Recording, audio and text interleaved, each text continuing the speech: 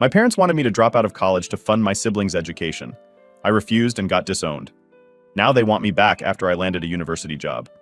I've always known that my parents didn't care about me as much as they did about Liam or Sarah. It's been that way since we were kids, but for some reason, I never expected them to just cut me off like that. I mean, who disowns their own kid just because they want to stay in college? But here we are. So let me break this down. I'm in my second year of university. It's not some Ivy League school like Liam got into, but it's a good state university, and I worked hard as hell to get there. I'm doing fine, nothing spectacular, but I'm passing. And I've got some friends, which is more than I ever had in high school. Things were going all right for the first semester, but then the second semester started, and everything went to crap. It was one of those Saturdays where I'd been in my room all morning, just doing schoolwork and catching up on some Netflix. I hadn't even thought about what my parents were up to because, they don't really care what I'm doing anyway. Around lunchtime, they call me downstairs like it's some kind of emergency family meeting. I walk down and I'm thinking, oh, maybe they're finally going to ask me about how school's going or, I don't know, show some interest in my life. Yeah, right. I sit down on the couch and my dad starts talking.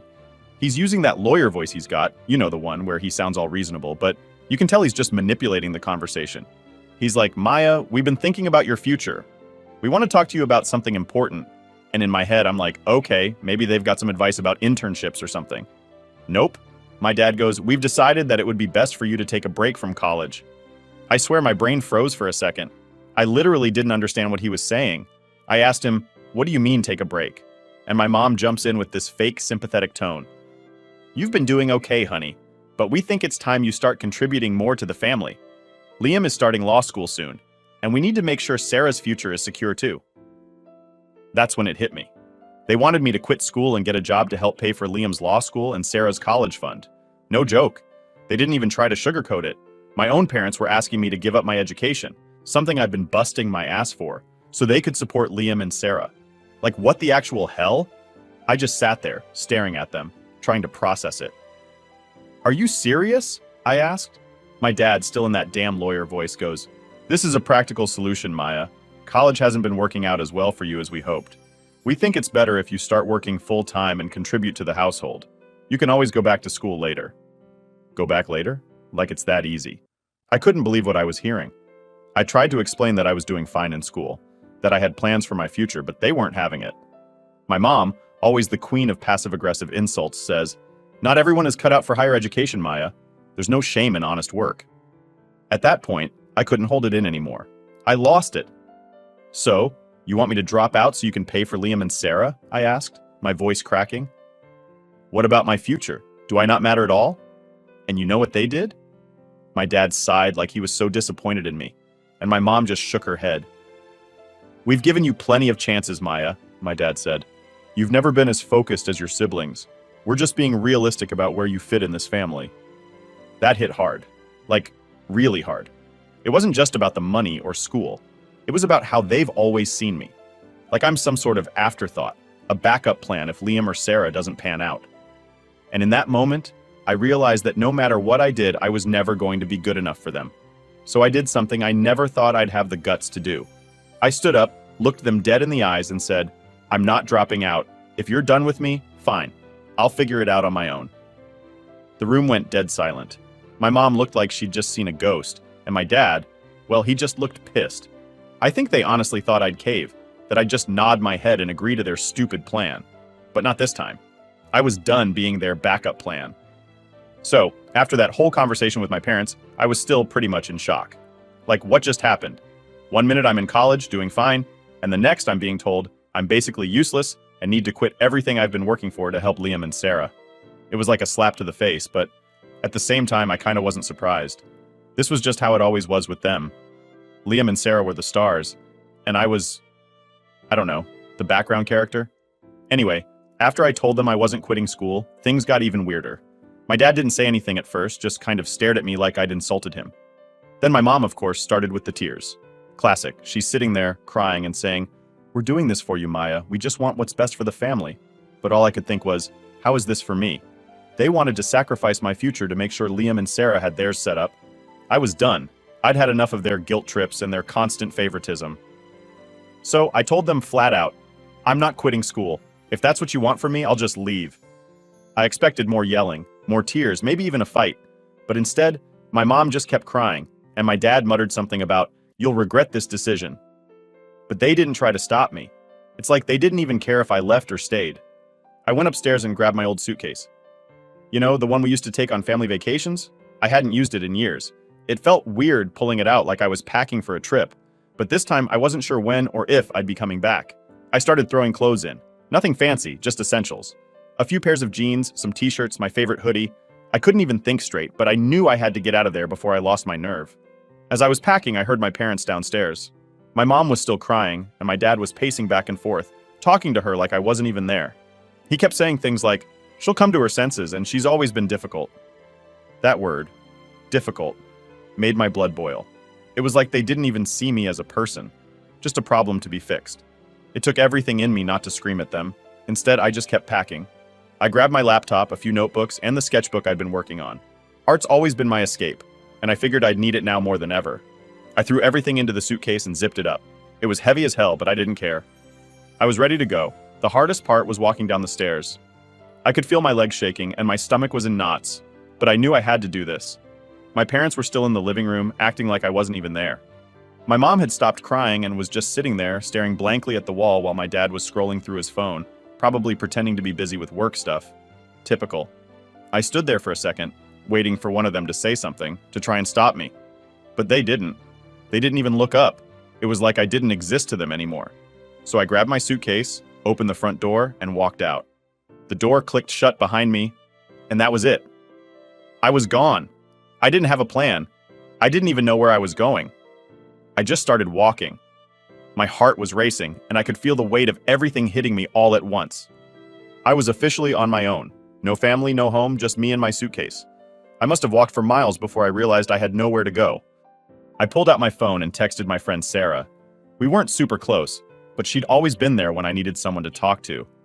I told her what happened, and within minutes, she texted back, "Come crash at my place, we'll figure it out." Relief washed over me. At least I had somewhere to go for the night. I grabbed an Uber to Sarah's apartment, and when I got there, she hugged me like I was a lost puppy.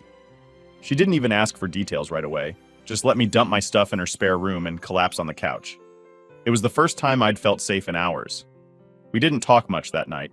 I was too tired, and she didn't push. We just ordered pizza and watched some trashy reality show on Netflix until I passed out on the couch. The next few days were a blur. I couldn't stop replaying everything in my head. My parents asking me to quit school, the way they acted like it wasn't a big deal, the fact that they didn't even try to stop me from leaving. It was like I'd never really been part of their lives at all. But the longer I stayed at Sarah's, the clearer things became. I realized that, yeah, it sucked to leave home like that. But it was also the first time in forever that I felt like I was in control of my own life.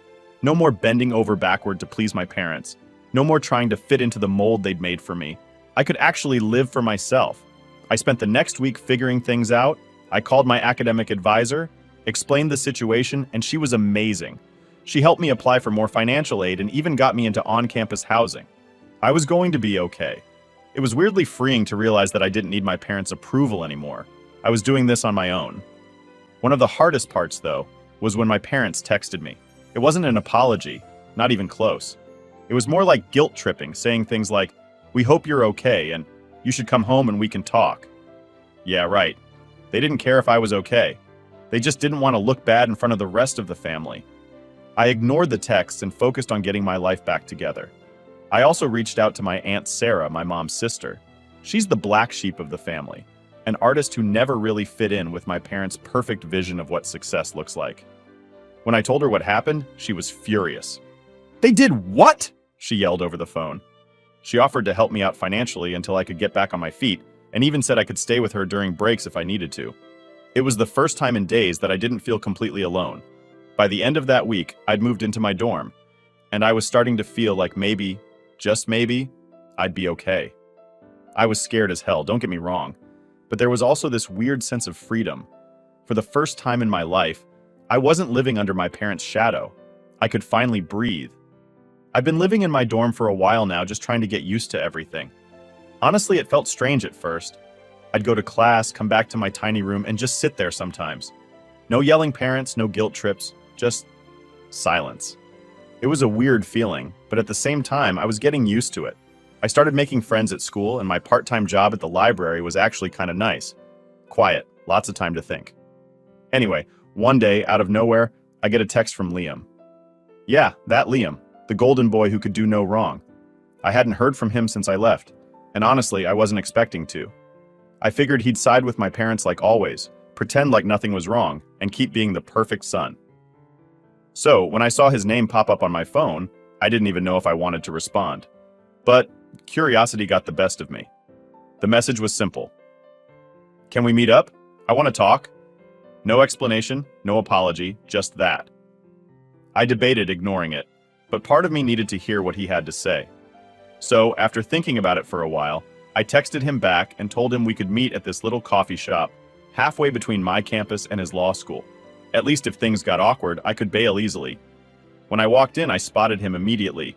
He looked different, like not his usual polished, perfect self. His hair was kind of messy, and his clothes weren't as sharp as they usually were. He even looked a little tired. For a second, I almost didn't recognize him. This wasn't the Liam I grew up with, the guy who always had everything together. It kind of threw me off. We sat down, ordered some coffee, and there was this awkward silence for a bit. I wasn't sure what to say, and I could tell he was struggling too. Finally, he broke the ice. I'm sorry, he said. Just like that. No build-up, no excuses, just an apology. I raised an eyebrow. For what exactly? I asked, trying to keep my voice steady. I wasn't about to let him off the hook that easily. For everything, I guess, he continued, looking down at his coffee. For not saying anything when you left? For not sticking up for you all these years? I don't know. I've always known how messed up it was, how they treated you, but it was easier to just go along with it. Hearing him admit that kind of hit me harder than I expected. I didn't know what to say. I'd always assumed Liam was clueless, that he was just the golden child who never noticed the way our parents treated me. But to hear him say he knew, that he chose to stay silent, that stung. So what changed? I finally asked, still trying to wrap my head around the fact that he was actually apologizing. Why are you telling me this now? He let out a sigh and ran a hand through his messy hair. I don't know, Maya. When you stood up to them, it made me realize how messed up things really are. I always knew, but I didn't want to admit it, you know? I was comfortable. I was the favorite. Why would I want to mess that up?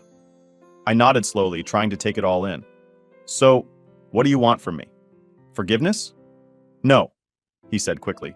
I'm not asking for that. I just wanted to talk. I wanted you to know that I get it now. And I'm quitting law school. That was the real shocker.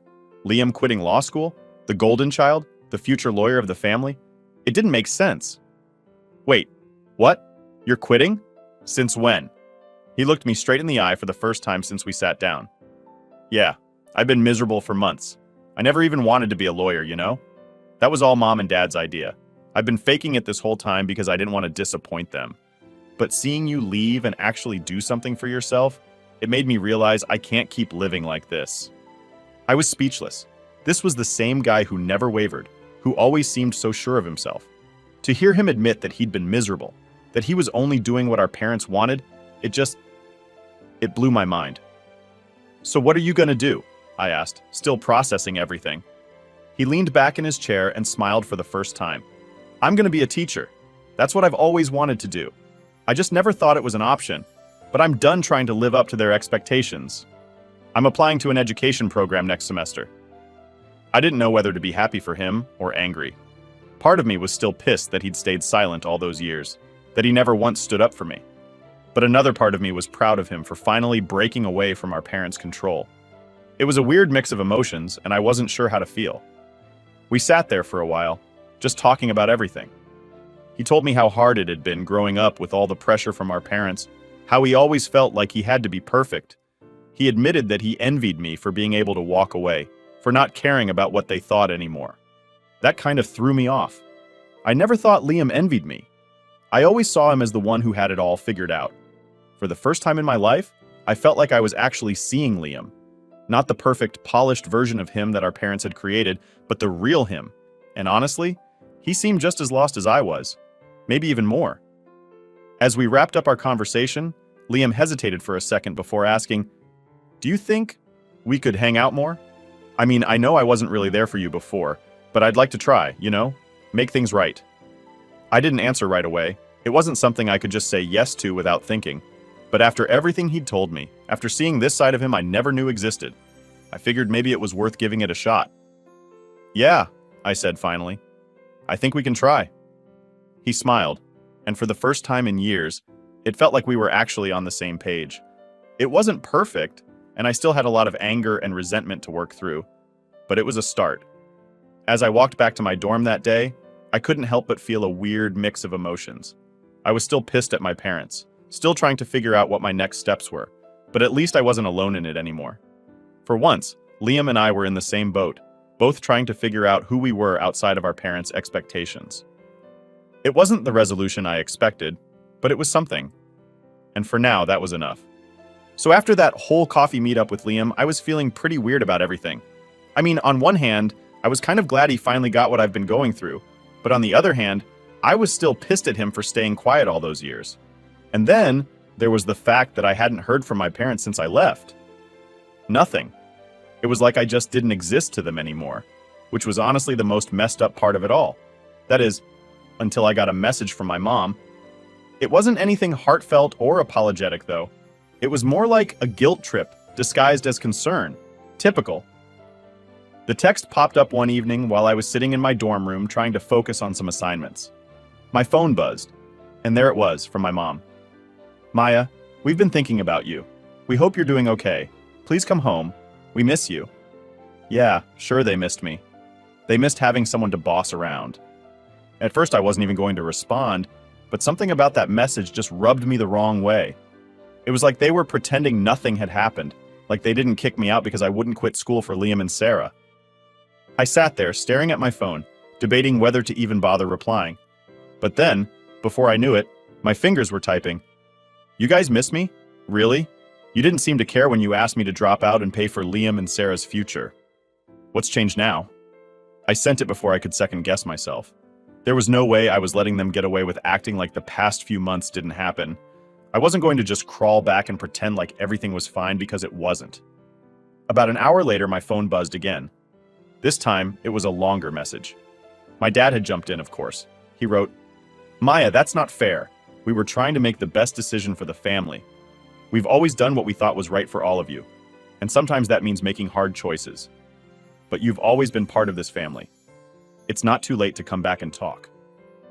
I couldn't believe what I was reading. Hard choices? For the family? What about me? It wasn't like I was asking for anything special, just a chance to have my own future. But here they were, making it sound like I was the one being unreasonable. It made my blood boil. I wanted to throw my phone across the room, but instead, I took a deep breath and typed out another message. "You know what's not fair? Being treated like I don't matter. Being asked to give up everything for Liam and Sarah. I'm doing fine now, and I don't need you guys trying to guilt me into coming back just because you feel bad. You made your choice. I made mine." It took a few minutes, but my dad responded again, and this time he didn't hold back. "You're being selfish, Maya. We raised you, gave you everything you needed, and this is how you repay us? By abandoning your family when things get tough? I expected better from you, but I guess you've always been difficult." There it was again. Difficult. That word they've always used to describe me when I didn't fit into their perfect little plans. Like, sorry I wasn't the star athlete or the beauty pageant winner or whatever they wanted me to be. I was done with that word, done with their guilt trips. I didn't reply. I couldn't. I didn't have the energy to argue with them anymore. The next few days were quiet. I didn't hear from them again, and honestly, I was relieved. But then things got even worse. A few of my relatives, my aunt, my grandma, even a cousin, started texting me out of the blue. Turns out my parents had been talking to them, probably trying to paint me as the villain who abandoned the family. My aunt's message was the worst. She said something like, "Maya, you need to apologize to your parents. They're heartbroken over this. You're tearing the family apart." I wanted to scream. How was I tearing the family apart? All I did was stand up for myself for once. It's not like I asked them to choose between me and Liam or Sarah. They did that all on their own. And now I was the bad guy? At this point, I knew I needed some backup. I called Aunt Sarah, the only family member who actually understood what I was going through. When I told her what had been happening, she didn't even hesitate. "Your parents are full of it, Maya," she said, straight up. "They're trying to control you because they're losing their grip. Don't fall for it. You're doing great on your own, and they just can't stand it." Hearing her say that made me feel a lot better. It was like I finally had permission to not care what my parents thought anymore. Aunt Sarah had always been the one to go against the grain in our family. She never followed the rules, never tried to fit into the mold, and she was doing just fine. Maybe it was time I started following her lead. But then, just when I thought things were calming down, I got another message from my parents. This one was different, though. It wasn't just a guilt trip. My mom said they were selling the house. We've decided to downsize. The house is too big for just the two of us now that Liam is away at law school and Sarah's getting ready for college. We hope you understand. I stared at the message in shock. The house I grew up in, the place that had been my home, even if it never really felt like it, was being sold. They didn't even give me a heads up, didn't ask if I wanted to come get my stuff or anything.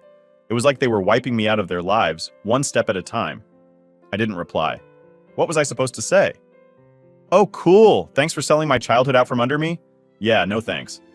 I wasn't going to give them the satisfaction of knowing it hurt me. But it did. A lot. Over the next week, I kept getting updates from other relatives about the house being sold.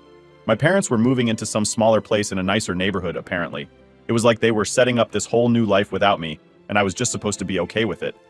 But honestly, as hard as it was, I think it was the final push I needed to really let go.